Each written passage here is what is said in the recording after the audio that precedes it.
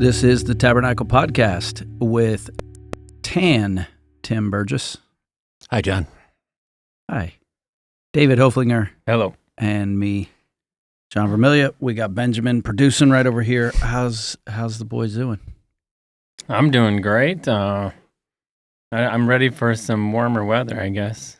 We got a little tease there. And A little tease? You went straight to weather. Sorry, man. That's okay, bro. Yeah, it's cold. It's affecting me. Like It's springtime, but it's not spring. Yeah. Tim, correct our perspectives. Well, if God gives you with a mustache like David's, this is things true. like weather should they should bounce off you. This is true. I mean, if you look It's at like- the curl on that, that's spectacular. I'm not complaining. I don't mind. I just You're just stating a the fact. winters are long, Yeah, man. they're just a little bit. So, is this podcast brought to us by Verner's? Like, I noticed, like David's coming wow. strong. I don't know that there's a Verner's that's ever been on the table down here. That Only might be a mine. first. Yeah, just yours. It's good stuff. It's strong. It's got a a confession. Michigan original, though. I got a confession. I've lived here 20 years. I don't get the Verner's. I'm sorry. Tim, you're a Verner's guy, right? Never. You're not a Verner's guy? No, I've had it like 3 times in my life. And you're not a fan? No, and I used to drink some really weird stuff. But this just never passed the taste test. Verner's with vanilla ice cream might change your Okay. mind, okay? No, but the reason- Boston Cooler. Well, the reason I'm bringing it up is like people usually have a go-to drink when they're sick, and Michigan people tend to, give me some medicine and pick up some Verner's. I'm feeling sick, and I'm like, Verner's, but apparently that's a Michigan thing. And I've lived here 20 years. I've never calms gotten the it. stomach. Ginger is like ginger? a stomach. Yeah, medicine. my go-to is Coca-Cola. I like From the Coke. time I was a little kid in Port-au-Prince, Haiti, and maybe it was a different kind of Coke, but if they didn't know what ailed you, they gave you Coca-Cola. Like you had a fever, you get some aspirin or ibuprofen or whatever it is, and then you're going to have Coke. Right. If you it's coming out one end or the other, it was always Coca-Cola. It was the only thing that tasted good, I guess, or they thought it would kill whatever was going on inside you. In my world, it was 7-Up. Like you got sick. Yes. It was 7-Up. That's Something what calmed it. crystal, something. I guess, yeah. Yeah. It was just something clear. It was an Not excuse to crystal, have clear. a pop Yeah. for me. Or soda, as some people say. So you would get sick so you could have Yeah. a pop. A pop. Yeah. I'm avoiding caffeine because I don't think you want me in here on caffeine. Oh, really? You'd Yeah, be bouncing off off the walls. The walls are actually padded. the walls. Oh, And I'll be there's- right at home. And there's a then. tiny little window in this padded room. Yeah. So let's bring some clarity to this. Gentlemen, thank you for being on the podcast. Tim, is a busy week for you, I know. And David, you had to take a flight from Manistee to get here. Well, not quite a Yes. flight, but We over were the- flying, but yeah, let's not talk about that. But okay, so what we're looking at is on this podcast, we've been kind of plowing through parts of Philippians chapter 1. And we had started a couple weeks ago, Paul's introduction. He gives some thanksgiving and prayer. And then he does this really weird thing. He reminds his readers that he's in prison, but he's excited about it because it's really advancing the gospel. It's a new mission field for him. Guards and I guess attorneys and whoever is in the household where he is imprisoned at. And then we get down to verse 19. And so our task today, we're going to look at Philippians chapter 1. We're going to look at 19 through 26. And I'm interested what you guys have to say because we have three very different personalities, if you include myself. And I value your perspectives. So hopefully this is profitable for us. This is what Paul writes. It says, "For I know that through your prayers and the help of the Spirit of Jesus Christ, this will turn out for my deliverance.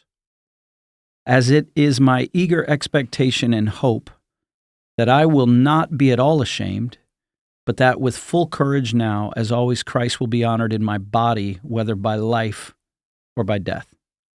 For to me, to live is Christ, and to die is gain. If I am to live in the flesh, that means fruitful labor for me. Yet which I shall choose, I cannot tell. I am hard-pressed between the two. My desire is to depart and be with Christ, for that is far better. But to remain in the flesh is more necessary on your account. Convinced of this, I know that I will remain and continue with you all for your progress and joy in the faith, so that in me you may have ample cause to glory in Christ Jesus because of my coming to you again. So I think he's bringing a little bit of perspective that he doesn't know what the outcome of his imprisonment is going to be. Is he going to die? Is he not going to die? And he seems to act like he has a choice, which is kind of dubious. I mean, if you look at that one verse in there where he says, which I shall choose, I cannot tell. If you're in prison, bro, I'm not sure that's your choice. But what are your thoughts? He goes, I know through your prayers and the help of the Spirit of Jesus Christ, this will turn out for my deliverance. How can he know for sure that he's going to be delivered? How can he know that? He's in a situation, doesn't know the outcome. Sorry, I'm in verse 19. He goes, I know that through your prayers and with the help of the Spirit of Jesus Christ, this is all going to turn out for my deliverance. How's that possible? I think he finishes that thought with all boldness, always being exalted in my body, whether by life or by death. So I think, he's saying ultimately God will deliver him through life or through death, one way or the other. But how's that possible? Everybody wants to go to heaven. Nobody wants to die. True. Was that Dolly Parton who said that? Was that Reba? I don't know. That is a country song. Oh, it is. Is that prop me up beside the jukebox if I die? No. Lord, I want to go to heaven, but I don't want to go tonight. No, I think that's everybody wants to go to heaven. I just don't know that many songs, country songs. I don't have anything great on this. The thing that enamors me is he says, it is my eager expectation and hope that I will not be at all ashamed, but with full courage. So he's got full courage in the outcome, whatever way it's going to be, because he has trust in God's providence. He has trust that God's going to use, if we go back to Genesis, evil for good. So he's in a situation that may or may not be unfair to him, and the outcome is beyond his control. I do think it's interesting that he says which one I choose, but I'm wondering if he decides to just stay silent, or if he decides to defend himself. All right, got it. I'm wondering if that might be part of it. But he's full of courage, and then it's like, oh wow, I want to have courage like him. But then he says, right after that, it's for the glory of God. Whatever the outcome, may it point to the glory of God. May God take this circumstance and use it beyond my own seeing and my own understanding. Right. And that's really deep. It's really enviable.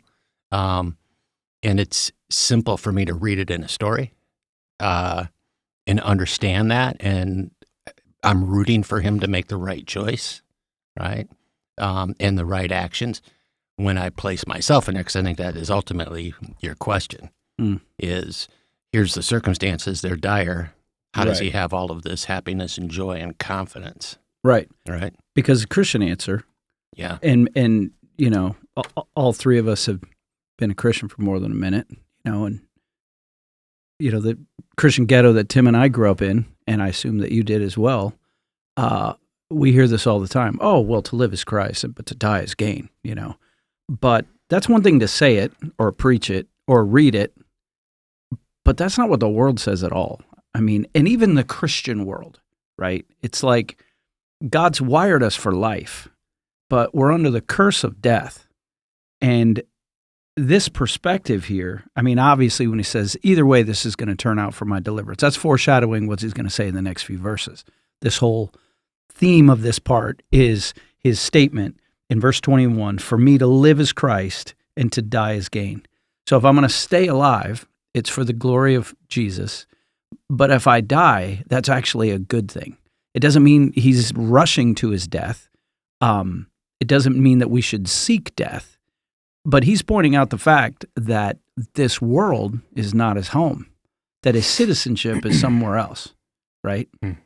So I think, when you guys got the message or we're playing the telephone game, all three of us got the word that today's podcast was Christian citizenship.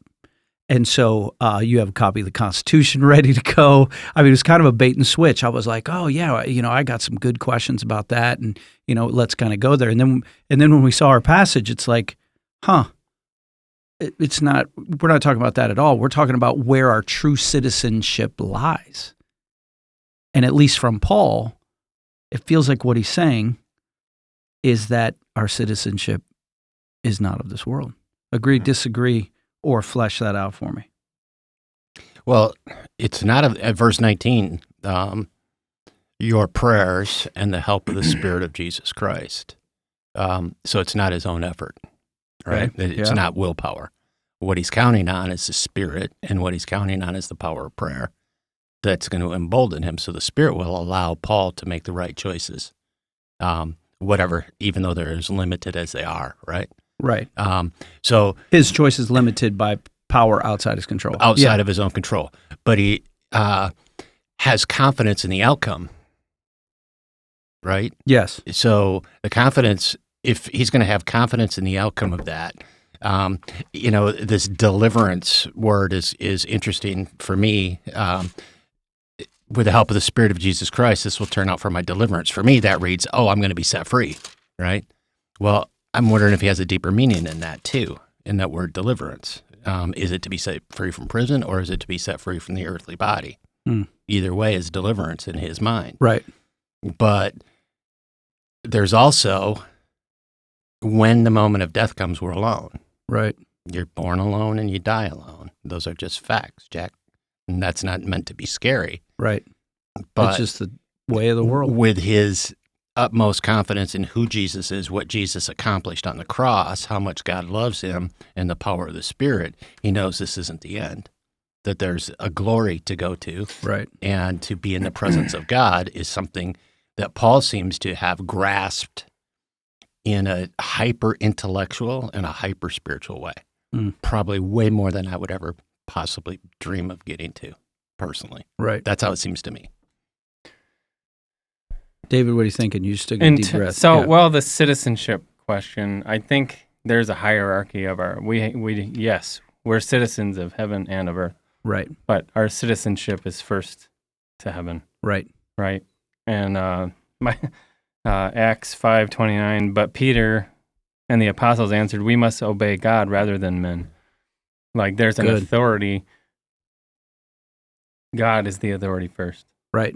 And then men, So he understands the hierarchy. Yeah. And we should too. Well, he's not even, he's in prison and he doesn't even consider that a thing. He understands, my authority is under God. Right. He's got me, and Christ will be exalted whether I live or whether I die. That's here. Life and death is here. Life is only there, right? There's no death there. It's not something for him to even consider because it's, I think, the hierarchy of his citizenship. Right. And in verse 23 says, my desire is to depart and be with Christ, for that is far better. Mm-hmm. But to remain in the flesh is more necessary on your account. I wonder if we could look at this from a little bit of a different angle, because whenever you start talking about life and death, right, we go to extremes to make points. When you're discussing something political, we immediately go to, that's like being a fascist, or that's being a Nazi, right. So with life and death, we can think about it just as, what would it have been like to be in Paul's situation? Okay, he's in prison. He may face execution, or he may be set free, or he may stay in prison. I don't think they kept a lot of prisons back then, just because it costs a lot of money. So you're either going to be set free, or we're going to kill you, or or you'll get off with a beating, or something like that. But what if we were to look at that verse 21 again? Mm-hmm. Just the first part of that statement, take the extreme out of it for a second. None of us, well, at least I don't know unless someone's listening to this podcast in prison, but none of us in this room are facing imprisonment that we know of. So what part of this impacts us? And, I don't know, we could get hit by a bus. But when he says, for me to live is Christ, that feels like that's not just for super apostles like Paul. But to live as Christ, shouldn't that be the central theme of every Christian's life? To live as Christ. Yeah. Meaning I am alive because of Christ. My life is made new because of Christ. My life has meaning because of Christ. I was once dead, now I'm alive. Yeah. Yeah, I think it also speaks to our service. I think it speaks to our worship.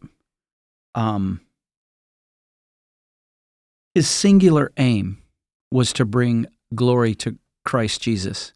And I'm not sure that in every moment of my life, that's always my singular aim. I want it to be. From what we know of Paul, that's all he was about, right? Didn't get married, that we know of. Didn't have a whole lot of other hobbies.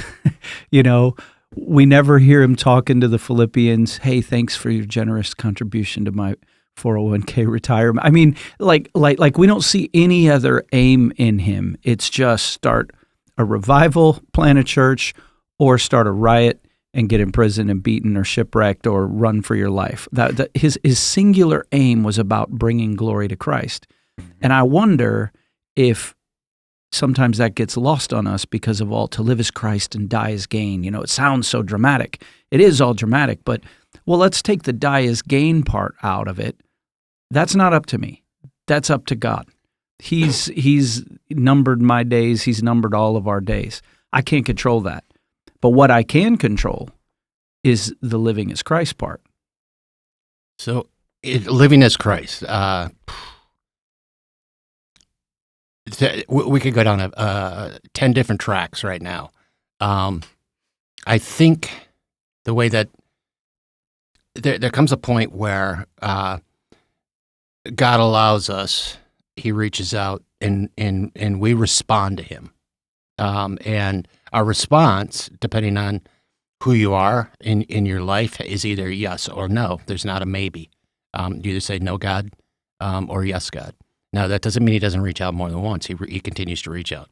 And once we say, generally, we don't get to find Jesus on a winning streak. It's usually in painful moments, whatever, or fearful moments if you grew up in the church ghetto, fear of hell, that doesn't mean it isn't authentic when we're reaching out. But that's a response rather than a reaction. And the fruits of the Spirit talk about, because once we say yes, the Spirit inhabits us. He comes in. And he's not a dominant force where he makes us do things. We're not robots, but he's an influencer. And even physiologically, the responses that we have when we're making positive responses, our body reacts in a healthy, good way.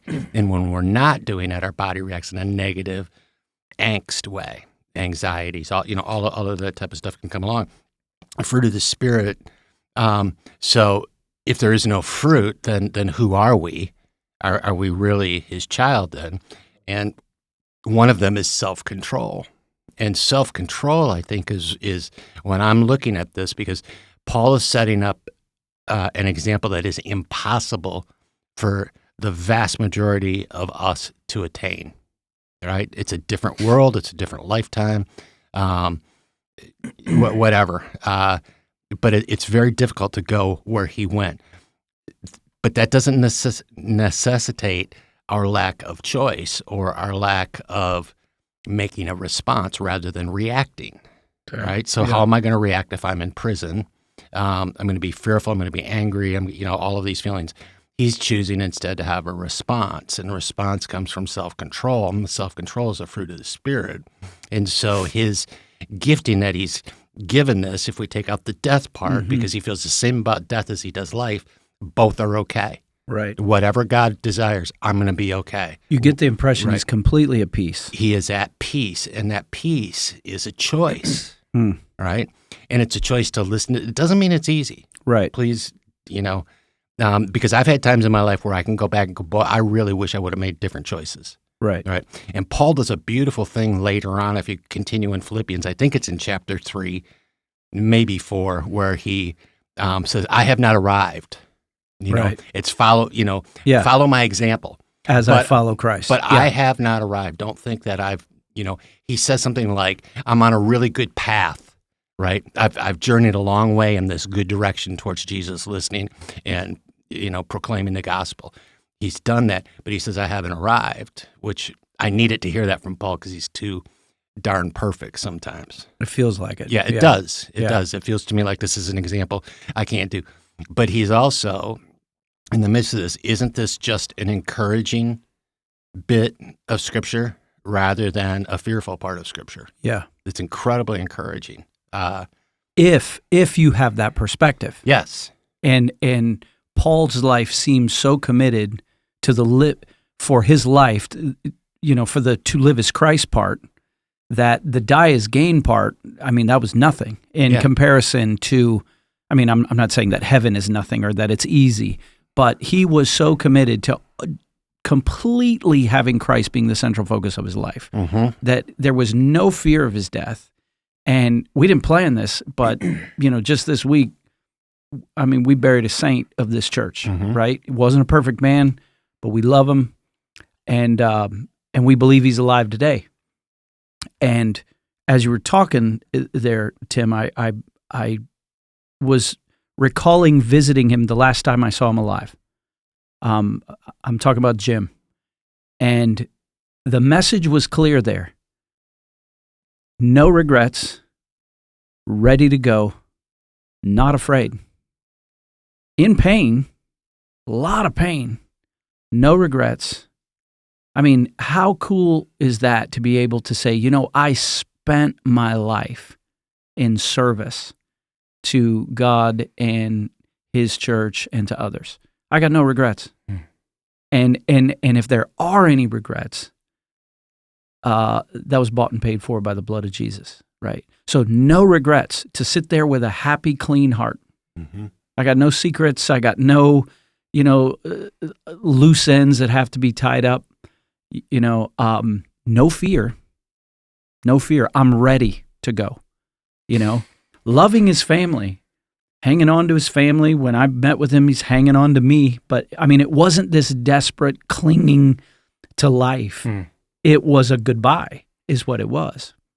David, go ahead. No, I've been at a deathbed where someone was atheist, clinging to life. Like desperate. Like scared, clinging to life. And what was that like? You wonder, what reason do we cling to life? Because it's all the things. I don't know. I mean, it's the mystery. Paul knows. It doesn't matter if I stay here, I'll keep doing what God wants me to do. If that's in prison, if it's in pain, if it's whatever, that's okay. To live is Christ. To die is to gain, and it's unlimited. I mean, I'm going to go be with Jesus. So there's no fear whatsoever.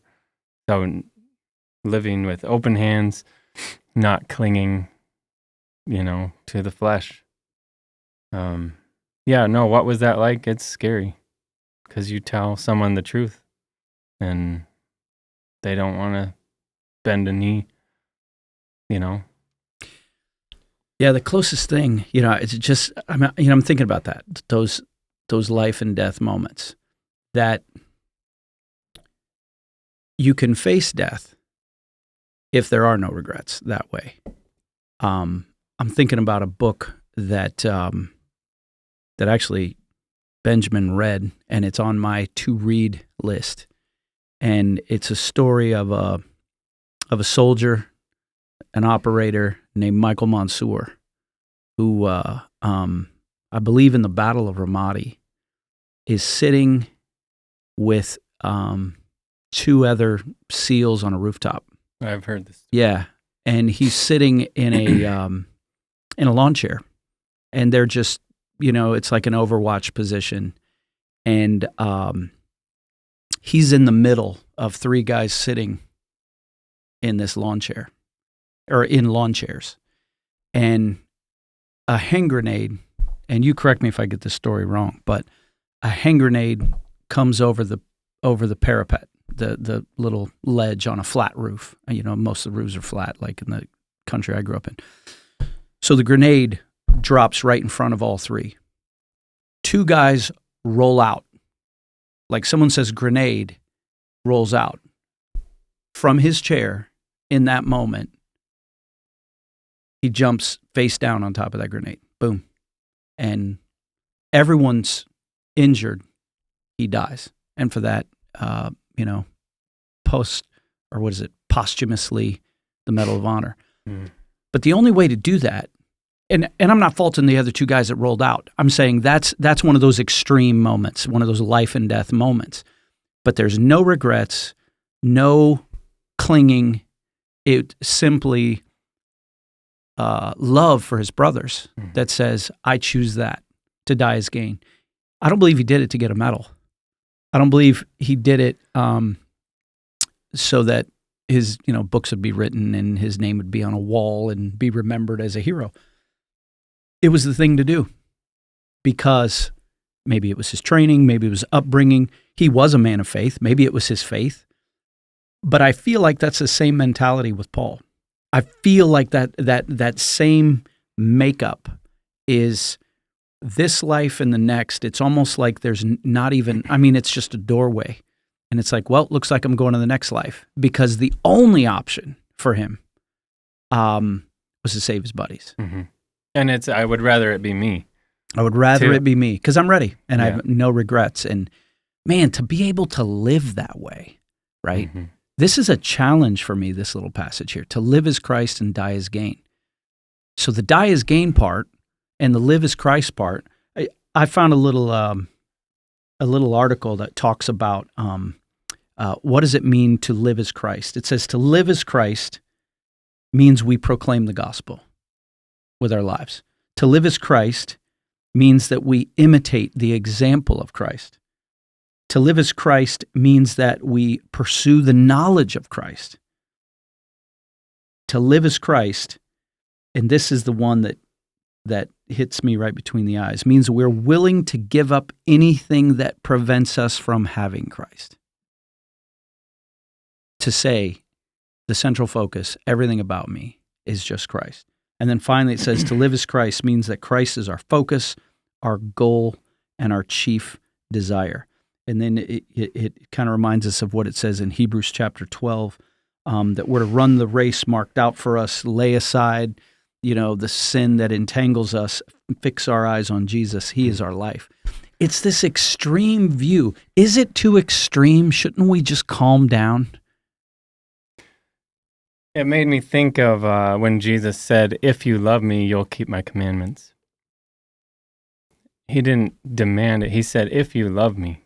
So the motivation, you're saying, isn't something to like grip it and try harder. If you love me. Yeah. And, someone might say, well, I'm not sure what I love. I don't, because we think of love as a feeling, an affection towards something, but it's pretty simple if you think, I know what I love by what I'm willing to sacrifice for. Mm.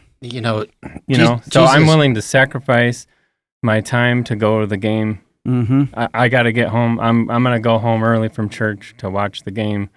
I'm willing to pay lots of money for this or that. Mm-hmm. I'm willing to give up my time. I'm willing to give up time with my kids for this or that. Right. What are you willing to sacrifice for? That's what you love. Right. Well, so when I hear this statement, if you love me, you'll keep my commandments, I get defensive immediately. Okay. And because Christ is defining what love is, right? And I fail at that. And so in my sinful nature, in my own being, I will go, I'm frustrated by this statement. I love you, but I'm not doing it perfectly, right? And I think that's got to be one of the things we put in. So Jesus says things that are absolute simple and truth. If you love me, mm-hmm. completely with all your heart, mind, and soul, which is almost impossible for a human to do. I think it's actually out of the realm of possibility because we're still sinners. We mm-hmm. haven't arrived yet. Then we go back to what does he do with Peter on the beach? Do you right? love me? Do you love me? Do you love me? Do you love me? Peter did not do it correctly, right? And even when he says, go feed my sheep, right? There's that moment in that conversation, I can't remember exactly, where he's like, yeah, but what about him? Yeah. Still not following the commandment. What about that guy? Why do I have to die? Right. Yeah. So I'm saying that not as an excuse, right, but as a calm down moment, okay, which rarely works. But part of it is, okay, this is the pinnacle of what it would look like. You're saying this passage right here, this passage, Philippians 1. Yeah. Yep. Yeah.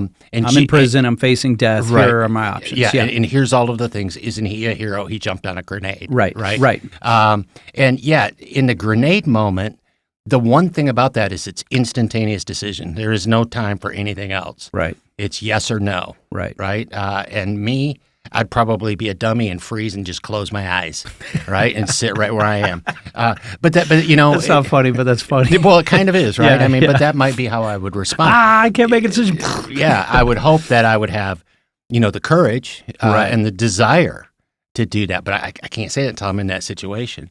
Part of it for me is in these extreme examples.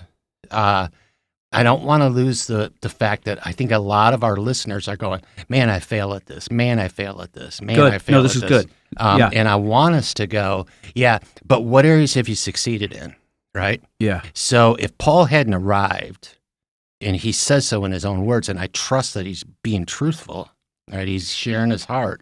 I haven't arrived yet. It means God's still revealing to him areas that he's not loving God with everything he has. Right. Right. He still has the thorn in his side, whatever that may be. And I am convinced the more I've studied Paul that part of it was his personality. Might have been. Yeah. It might have been. I'm not, that's my own opinion. No, but that's not. I think it's far better than some of the other opinions that I've heard. Yeah. And, I think there were times Paul had to apologize that he didn't write about. Because he lost his temper. There's a reason we lost that one letter to the Corinthians. That's right. It wasn't sanctified. Yeah, verse 24 and 5, yet to remain on in the flesh is more necessary for your sake. Convinced of this, I know that I will remain and continue with all for your progress and joy in the faith. There it is, for your progress. Yep, the progress part, right? So this is a great thought, Tim. Yeah. Because I don't think when Jesus said, to David's point, and I don't think this is what you're saying, Jesus wasn't giving us something that we couldn't do. If you love me, you will obey me. Right. I think he's pointing out to the motivation. Mm-hmm. The motivation shouldn't be, to use the grenade illustration, for the medal, for the brownie point, for the button. No, it's the motivation is out of love. So to the person who's sitting here saying, man, I'm listening, to three guys in full-time ministry talk about something that I can't even do. I suck at this, and I failed 4 times this morning. Yeah. This is our progression. We believe in progressive sanctification, that God is making us more and more like him. My motivation shouldn't be to check a box. We talk about legalism. Legalism is a box-checking thing. Well, I said that, and I do this, and I go there, and I serve here, and I give this. That's all about you. Mm-hmm. But if the only box that I'm checking is how do I love Christ more? Mm-hmm. How do I love Christ more? What would be the most love God, love people response in this situation? And sometimes I get it right, and sometimes I don't. Mm-hmm. That's why you pointed out all of this is for your progress and joy. And even as you were talking about, why did Paul write this? Paul is not writing this as just diary entry. Yeah. 63. Star 80, date. Yeah, star date, whatever. He's writing this for their progress and for ours. Mm-hmm. He's writing it to build in them. He knows that they're sitting there going, oh, I wonder what Paul's thinking. Paul's in prison. Did you hear? Oh, we got a letter from Paul. He's in prison. He's in, the Roman prison or, wherever he was at that time. And he's saying, I've had some time to think about this. Mm-hmm. Got a little pen and paper, and this is what God has brought me to. Yeah. To live is for him. To die is for him. Either way, I'm good. And he knows that people that are fishermen and, day workers and homemakers, he knows they're reading the letter. And this is for them. So in your scenario, guess what? To live is Christ and die is gain too. Mm-hmm. Yeah.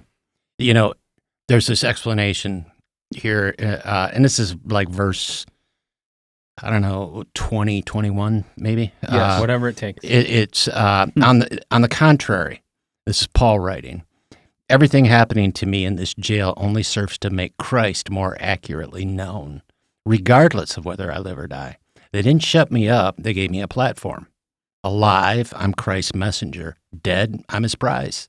Life versus even more life, I can't lose. So that was Eugene. Yeah. Eugene Peterson. I know. Yeah, I didn't want to say that. No, right bro. away, Oh, no, that's fine. Sometimes that helps us understand it better, man. Yeah. Everything happening to me only serves, right? And that goes back to the choice, the response. The reaction is, why is all this stuff happening to me? Doesn't God love me anymore? How could you worship a God that lets all of this bad stuff happen in the universe, right? We were just talking about that upstairs, about, reasons for floods.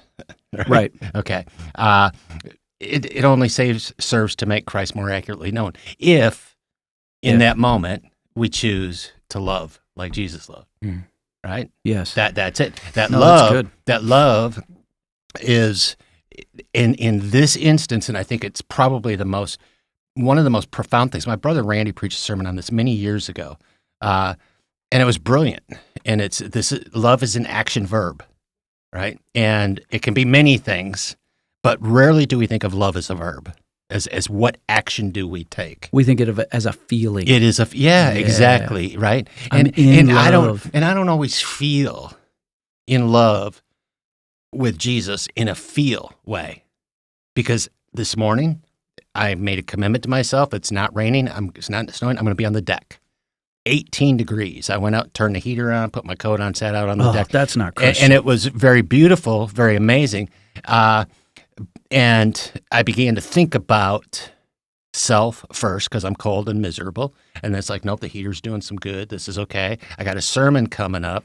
And the love part wasn't a warm, fuzzy feeling. The love part was God gave a responsibility to me, because I don't know why, but apparently he trusts me with a message. So I'm going to do what I do, and I'm going to do it for his glory, right? To love is Christ. Yeah. Yeah. And that's the love part. It wasn't a feeling. It was like, no, I love Jesus. He loved me. He showed me what love is. I didn't even know what it was before God explained it all to us. And Jesus is the ultimate picture of love from a father and from a son. So yesterday, I was texting with a staff member who's ill and has been ill for a couple days. And I was just like, "You doing okay, buddy?" "Yep." And he goes, "I'm reading this book." And he texts me a picture of a book. And this is not an endorsement of the book. I have not read the book, but I've got a feeling it's going to the top of my reading list. It's a guy named John Lovell who's got you may have heard of this dude. He's got something called the Warrior Poet Society. And it's like a whole business and outdoors equipment and, firearm stuff and all this stuff. But the guy has been in the military, but he's also been a missionary. And so this book he's written, I'm just enamored with this. It's called The Warrior Poet Way, which you've already got me a warrior poet. But this is the subtitle: A Guide to Living Free and Dying Well. A guide to living free and dying well. And in this discussion, I feel like that's who Paul was. He's saying, to live as Christ, I'm free. I'm free to keep doing what I was doing. Mm-hmm. But I'm prepared, and my desire is to die well. Because if you look up there in verse 20, and this is not the message, and the message is great, by the way, if you're just joining us on this podcast, one of the things that we value is using a lot of different translations.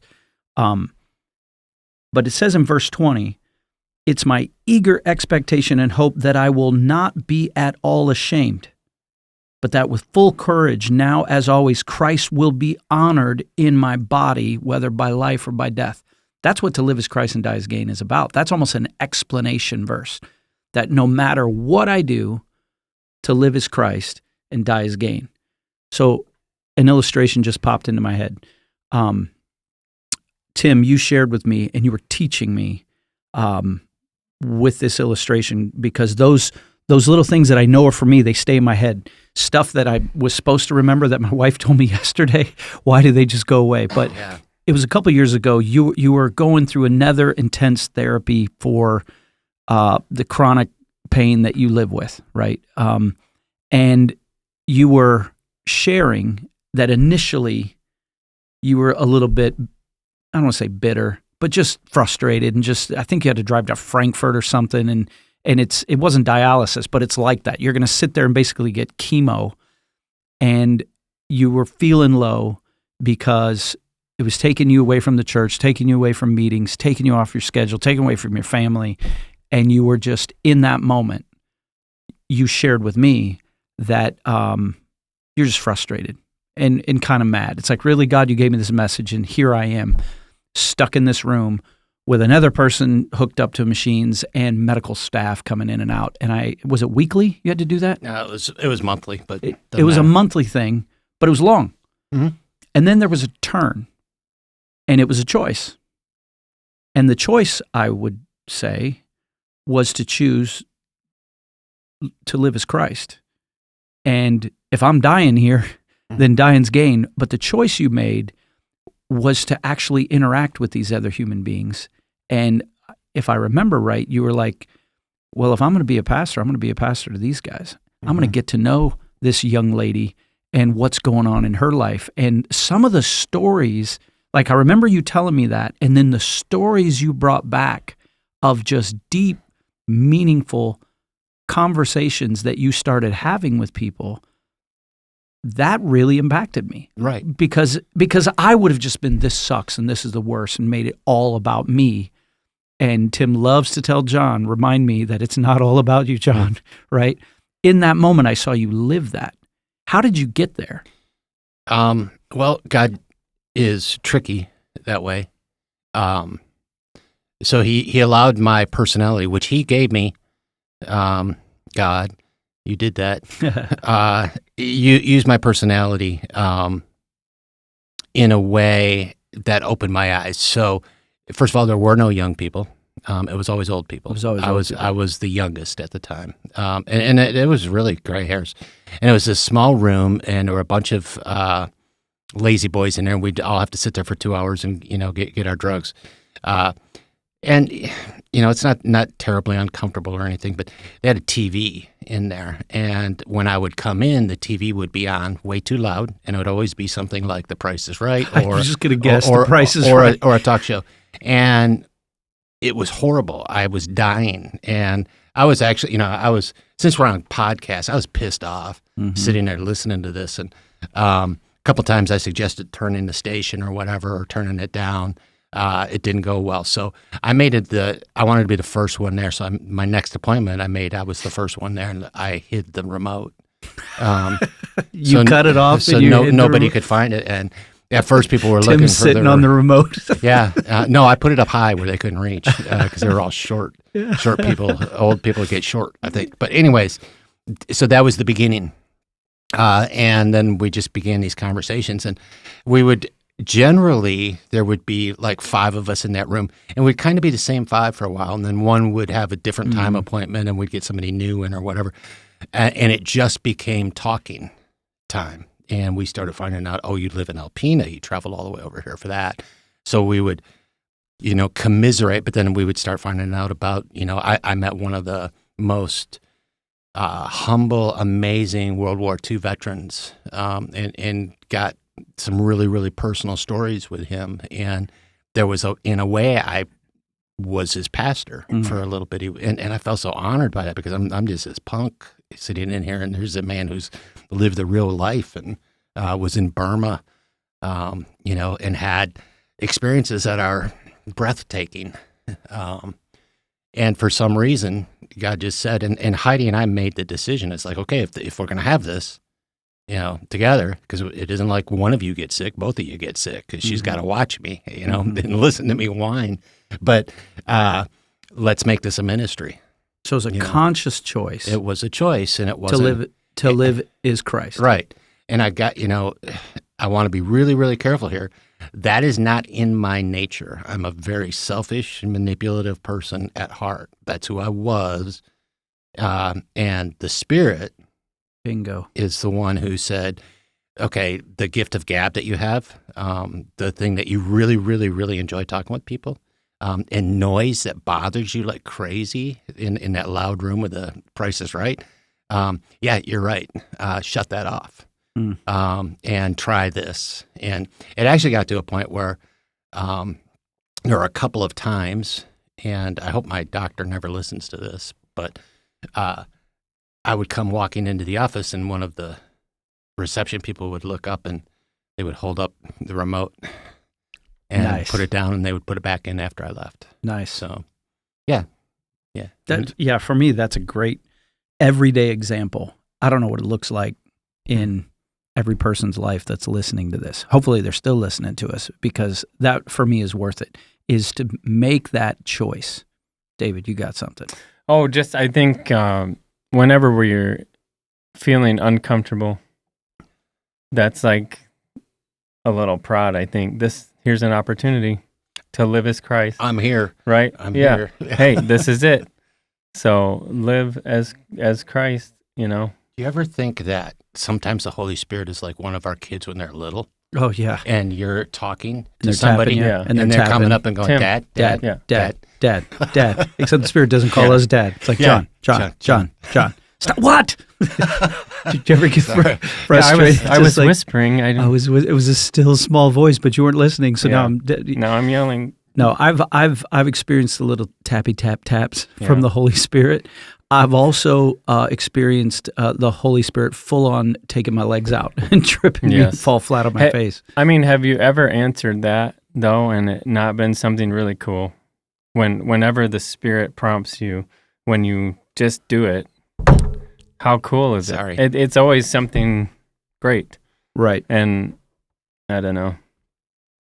My eager expectation and hope that I will not at all be ashamed, but that with full courage now as always, Christ will be honored in my body, whether by life or by death.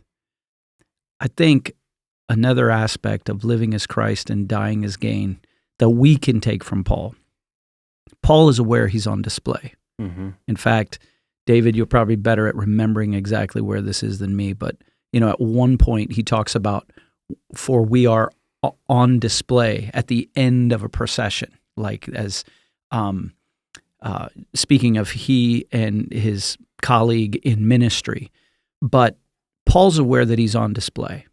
And the fact is that every single one of us are on display. People are watching us. We are called ambassadors for Christ. There you go.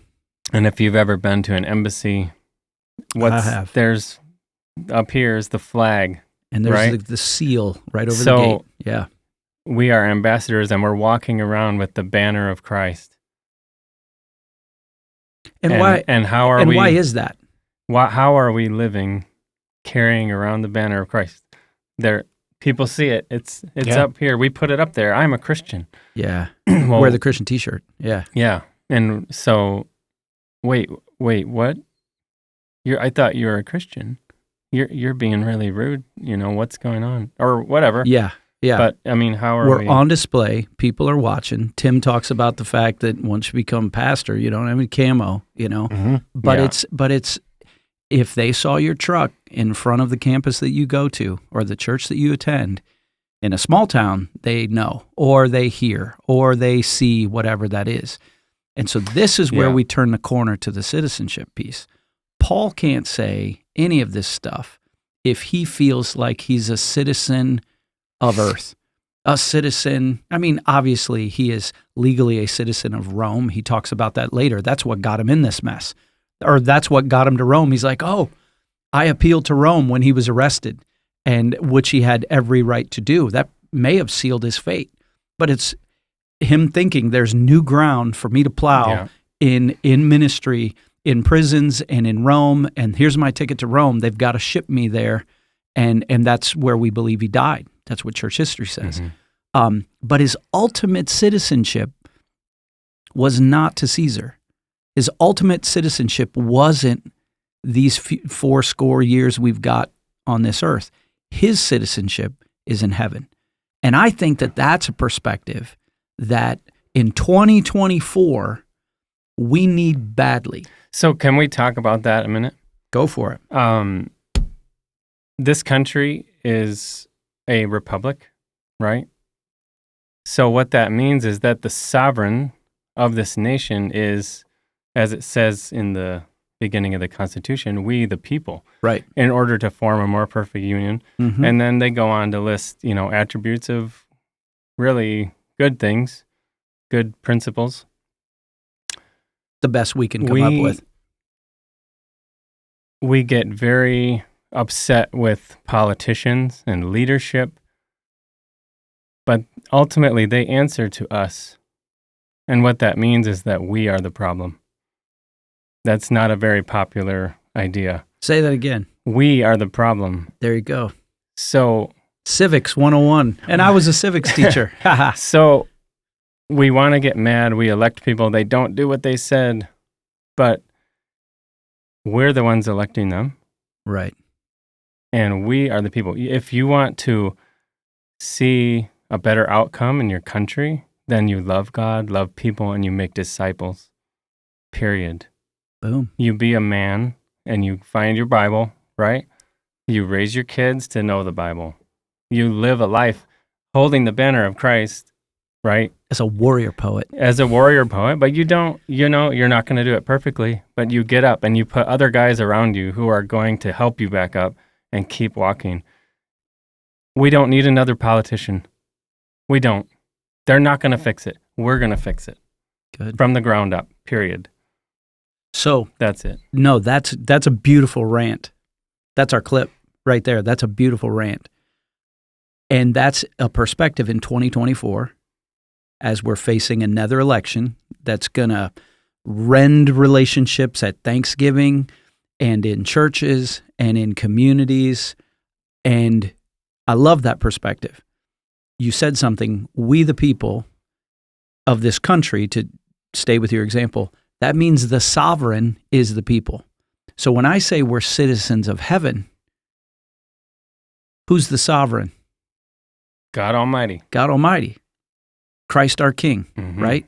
And so it's reversed. And I think sometimes that's where Christians get messed up, is because we're so, especially in this country, so we're so used to a democracy, we forget the citizenship that we hold in the kingdom that we're a part of, and the king that we serve.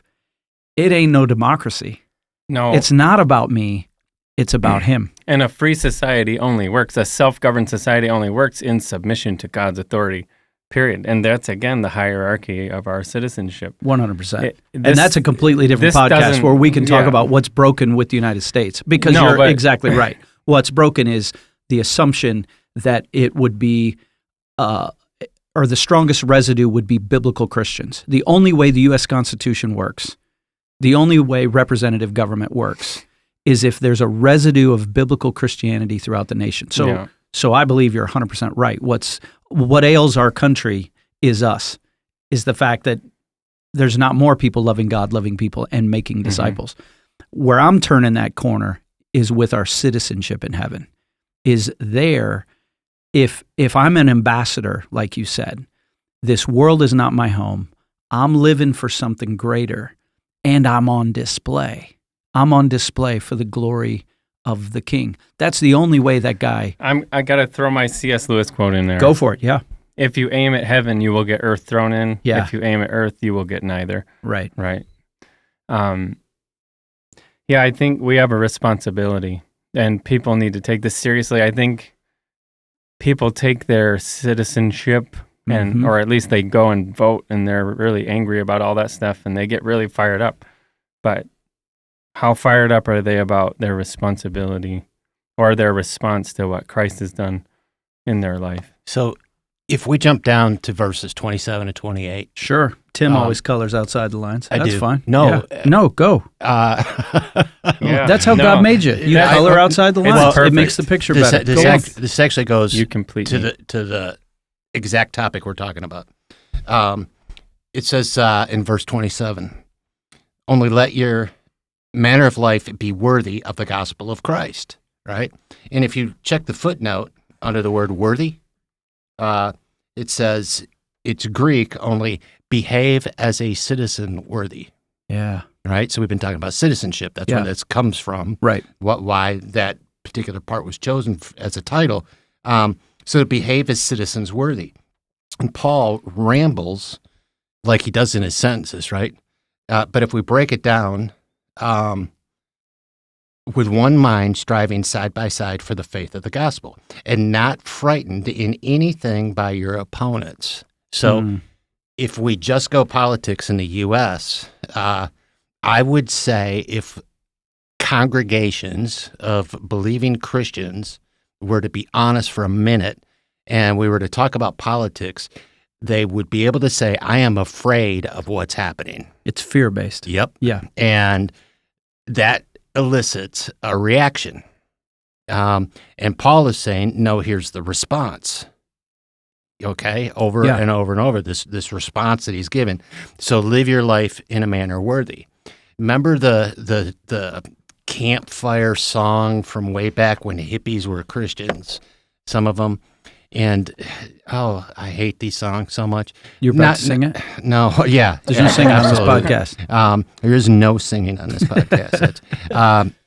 No, they'll know we're Christians by our love. Right. Right? And it's a great song. Yeah. But it was overplayed, and it's a horrible tune. Yeah. It's kind of repetitive. It is. But it gets in your head. Well, it does, and that's one of the things I don't, let's not go on worship songs because I could rant about that. What if, sometimes we'll listen to that song. They'll know we're Christians by our love. And we believe it as gospel.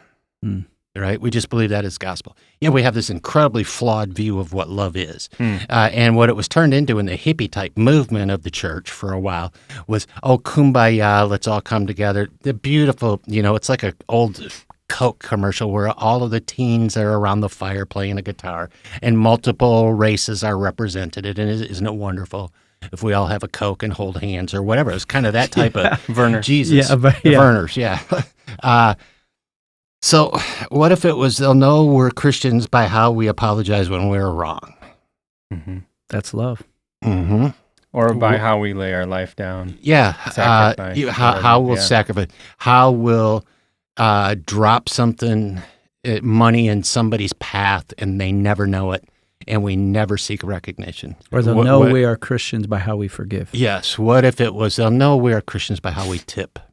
Yeah. They'll know we are Christians by how we treat the clerk in a store who's struggling with a barcode.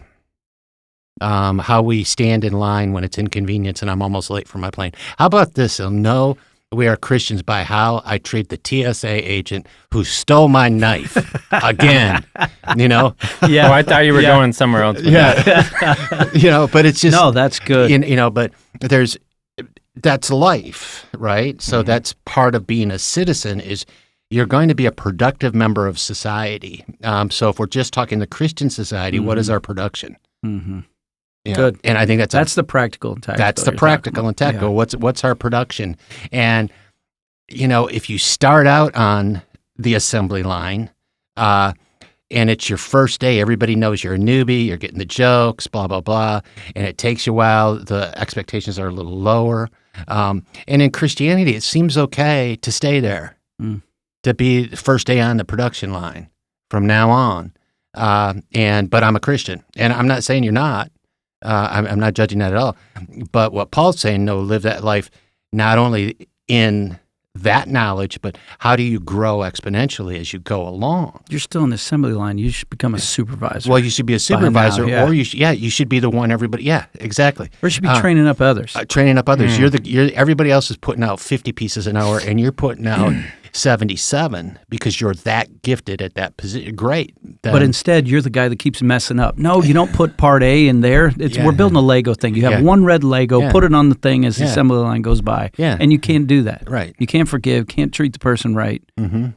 Here's a thought that's going to make some people mad. But here's two. I think far too many Christians, and I would dare say maybe even churches, put empire over kingdom. And it should always be kingdom over empire. So the deal is, every great empire falls. Get over it. Mm-hmm. Get over it. Look through human history.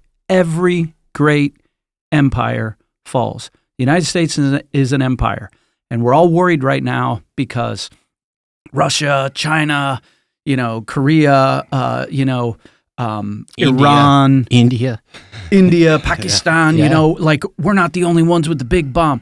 Every empire falls. It's kingdom over empire all the time. And from that, this is the one that might make people mad. If they know your politics, but they don't know your Jesus, something's wrong. And the thing that something's wrong with is you. If they know your politics, but they don't know your Jesus, you got it all screwed up. And it's not to live as Christ, I would say. For you, it's to live is something that won't last. It's for an empire instead of remembering that we serve a king and we serve a kingdom. And that, I love what you were just, you took us from the Kumbaya moment with the Christian ghetto tune, but you put some real teeth to it. What does that love really, really look like? So that's all right. We went to verse 27. That's why we went outside those lines, because that's where it was going. He answers the whole thing. Let your manner, only let your manner of life be worthy of the gospel of Christ. So whether I come and see you or am absent, I may hear that you are standing firm in one spirit, with one mind, striving side by side for the faith of the gospel, and not frightened in anything by your opponents. Too much fear. We could go on a whole rant about it's faith, not fear. Yeah. But no, that was good. Well, and let's take a second there with the fear. I think it's important to continue to educate as well. And this was taught to me, and I'm just passing it along. But fear is anger, right? Anger is fear. That's right. The two match up perfectly. So I'm angry about politics because I'm afraid. Yeah, a lot of people will be, I'm really angry about. And some of the policies in our world these days that are out there, yeah, there's reason to be afraid of that, because it's beyond our control. It is, but it's not beyond God's control. And so we go from the anger, and then we recognize that it's fear-based. How could we live a life that's fear-based when we know the end of the story? And so why would Paul be afraid when he's in prison if he knows the end of the story, right? And, whether I live or whether I die, either way, I win, right? And isn't that when we sometimes, John, I've heard you say this numerous times, in sermons, guys, don't forget, we know the end of the story. Yeah. Right? We know that. And that is not as an intimidating factor, but to erase fear, period. And in my heart and in my mind, I still have fears. Right. That is part of my nature. But we make a choice. Yeah, then we make a choice. Yeah. I'm sitting here wondering if we need a podcast, not now, just on politics. I brought my Constitution. Yeah, man. Oh, David, we'll have to have you on that one for sure. But we have to choose the right ones, because I'm telling you, politics has become people's religion now. And it's insidious, and it's, I've already prepared myself. We're going to get in trouble. Yeah. We're going to get in trouble because people that are part of our church are going to be mad that we don't tell everybody how to vote, that we don't endorse, because we're not. Our church is about the gospel. That's what we're about. I want you to vote. I want you to care, but it's kingdom over empire, bro. We did our one sermon on that. You did it way back in the day, remember? That was a dirty trick, man. Yeah. Hey, come back next week. I'm going to tell everybody how to vote. Oh, we had a packed house. Remember that? Yeah. Oh, it was great. Was a packed house. You just pull the lever. No, we went to, Tim, I think we were in Joshua. Probably. Yeah, we were in the Joshua series where Joshua, he he's confronted by the angel of the Lord, which is the pre-incarnate Christ. Mm-hmm. And Joshua asks, are you for us or against us? And the answer was no.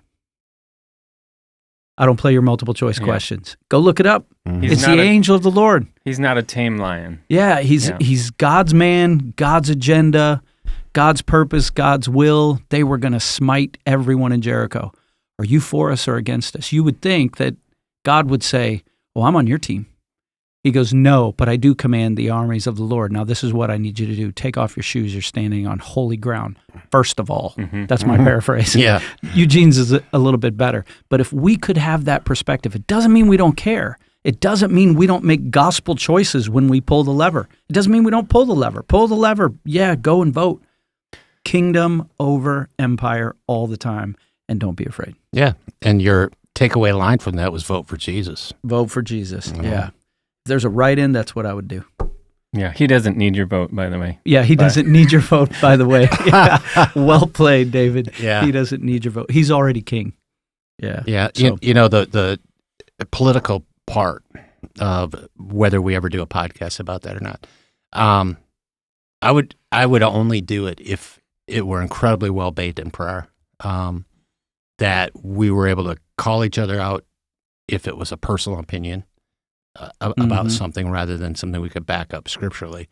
And my biggest question, and not out of fear, but out of warning, would be, are we sure we want to give our enemies ammunition, right? My wife would say the same thing. Don't give them ammo, well, John. you know, you were saying we're going to get in trouble, right? Yeah. You were saying that.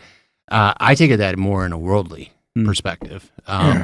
As you know, we've seen happen north of the border in Canada, pastors arrested, you know, all types of bizarre stuff, and the hate speech stuff that's been happening in Europe, in a number of areas. What we preach as gospel could be, by some, considered in some countries hate speech, and I'm not talking about in a Muslim area. I'm talking about even in this country, there's people that consider it hate speech. And you know, I'm not afraid of that battle at all. I would probably lose sleep at some point if we were in that battle, but I'm not afraid. But I also don't want to have an unnecessary battle, right? Because it will just be a battle. The war's already won. You know, there's a song that we sing, I'm fighting a battle he's already won. Yeah. I really, really dislike that song because we're not fighting a battle, we're fighting a war. And he's already won the war. Battles don't make the outcome of a war. Battles are part of war. And I get the song and I understand it, but in my military aspect of what I study, and it's like, no, he won the war, guys. He didn't win the battle. This is a mop-up operation. Yeah. Yeah. Exactly. Good. All right. Thanks, fellas. You got anything else? You got anything else you need to endorse? I'm sucking on Celsius Arctic Vibe. I blame Seth because I never tried this one, and I didn't know which one to choose out of the cooler today. And I'm like, I'm freezing, so I'm going to get the Arctic Vibe. This is my mood, Arctic Vibe. So what exactly is it? Yeah, it's got some essential energy. It's got essential oils. Yeah, I hope not. Only 10 calories. Vitamin B6, B12. I don't know if that's true. It could be straight poison. And there's somebody who write in and goes, you got to stop doing that. Here's an oil. If you got an oil that'll be a caffeine boost, I still won't want it because I want. No, I enjoy coffee. I enjoy. There will be a smell that will stay with us all day, and I just don't care for that.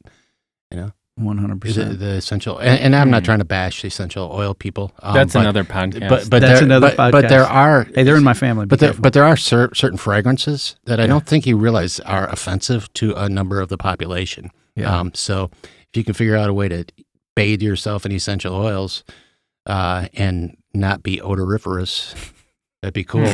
I'd appreciate that. I think that's enough.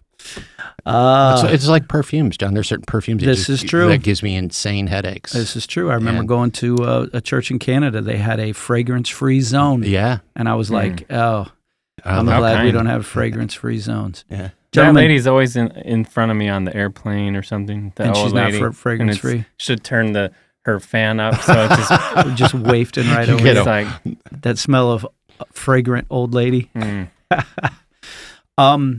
Thanks both of you for being examples to me of men who have centered their life around Christ, and do it in a way that feels genuine and is well thought out and is a choice, both of you. I've seen both of you at your best.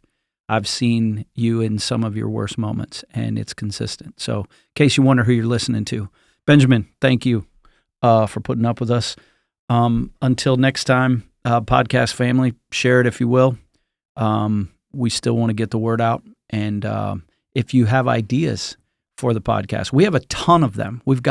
I've seen what's coming up. We've got some great content that we're working on. We're also working on the ability to have people on the podcast who live in other states or other countries. I don't know if you knew about that, Tim, but that's coming down the pipe. I was talking to Matt earlier, and he's pretty excited. He said very soon. That's going to be cool. We might try to get that guy, the warrior poet guy, on here if he would be willing. So if you know him, there's an open invitation. We want to get Herschel on. Herschel said he would be on if we could make that happen. Nice. Herschel York. And so, I'm fired up. So sorry, go ahead. Yeah. Can we throw out suggestions? Will you get Jordan Peterson for me, please? We'll if you know Jordan Peterson, let's get Jordan on here. Yeah. Tim's going to get him saved for sure. He's going to answer the question here. Yeah. No, just go. All right. Until next time, podcast family, this is Tim, David, Benjamin, and myself signing off.